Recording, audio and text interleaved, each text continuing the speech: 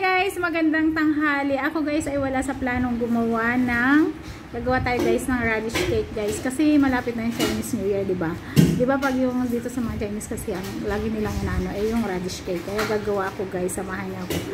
Actually guys, wala yun sa plan ang gumawa ng radish cake. Kaya lang nakita ko sa ref maraming radish, di sayang, masasayang, hindi naman yung maubos ilagay sa sabaw.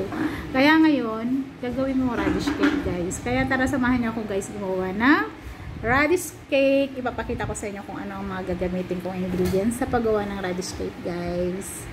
Yung kasi guys, dati gumagawa talaga kami, yung malakas pa yung aking among matanda. Kaya lang guys, nawala kasi yung ginigilingan ng rice. Hindi na makita kung saan na naglipat. Kaya hindi na kami gumagawa. Talaga dati kasi lagi akong gumagawa nun. Tapos ngayon, may nakita na akong pwede kong paggilingan. Ako na lang yung gagawa guys. Kaya tara ngayon, samahan niyo akong gumawa guys ng radish cake. Guys, ipapakita ko ang ingredients ko sa inyo sa paggamit ko ng radish cake guys. Meron tayong mushroom na binabad ko to. Actually, ito tuyo ito guys. Tapos binabad ko na, lumambot na siya, hiniwa ko na siya. And then meron tayong rice dito. Yan, gigilingin natin yan gamit ito guys. Ayan. At meron din tayong pork. Gigilingin din natin gamit ito. And then meron tayong bawang at sibuyas. At saka ito guys, yung hipon na dry. Ayan, meron. At ito yung radish guys. Gigilingin din natin yan gamit yan. Lahat ako ang gagawa niyan guys. Kaya tara guys, samahan niyo akong igiling lahat ng mga yan. Guys, una nating igigiling ay itong ating radish. Ayan.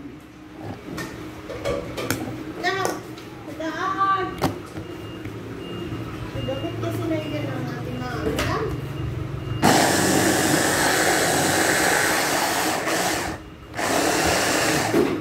Guys, dana natin gilingin yung ating radish. Dati kasi guys, mano-mano kong ginagawa yan guys, ginagadgad ko.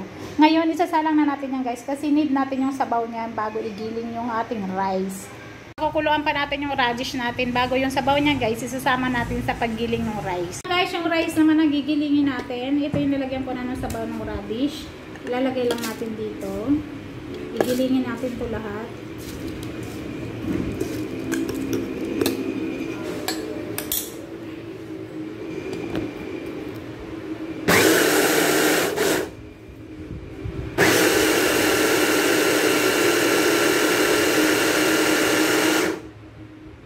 Na yung rice gilingin guys, yung pork naman nagigiling. Guys, yung pork naman to, hindi ko na hinugasan yung gilingan kasi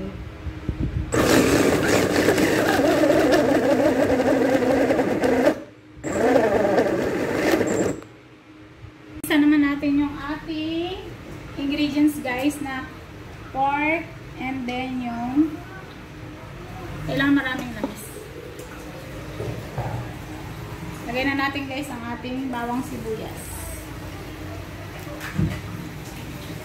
Wait, lagi na isa doon ito.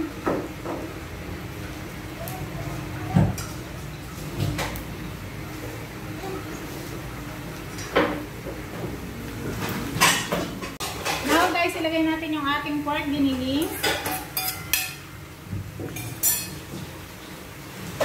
Ilagay na natin tong head din natin guys. And then ating mushroom. And then maglagay tayo dyan ng salt. Salt lang, tapos na. Hi guys, ito na guys yung radish at saka yung ating rice. Ilalagay natin itong ating pork giniling and mushroom and hipon. Ayan, i-mix lang natin guys. Ayan, mix lang yan.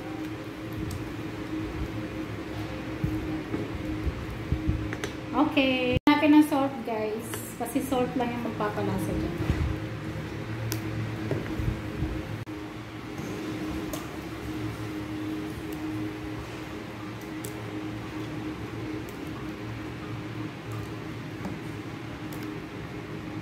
Guys, ready na yan na i-steam natin yan guys. Guys, at ini-steam na natin yung ating radish cake guys. Ayan na siya guys. 30 minutes guys. Guys, at na natin i-steam yung ating radish cake guys. Ayan. Ito na yun.